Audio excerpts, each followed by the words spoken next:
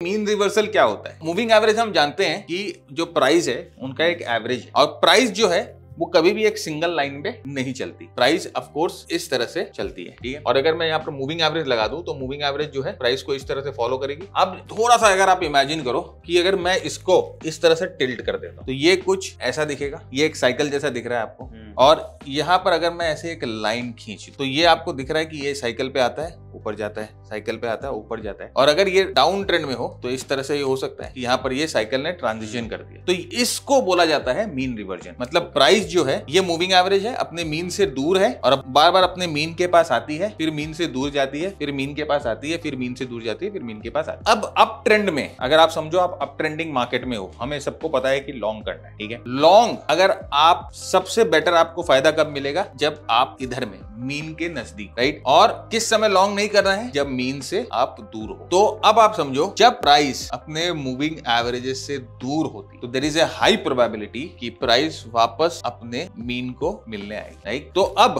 हमने ये डिस्कस किया कि हम लोगों को अप ट्रेंड में यहां पर बाय करना है। अब आपको मूविंग एवरेज क्या बता रही है कि अप ट्रेंड में कहां बाय नहीं करना है।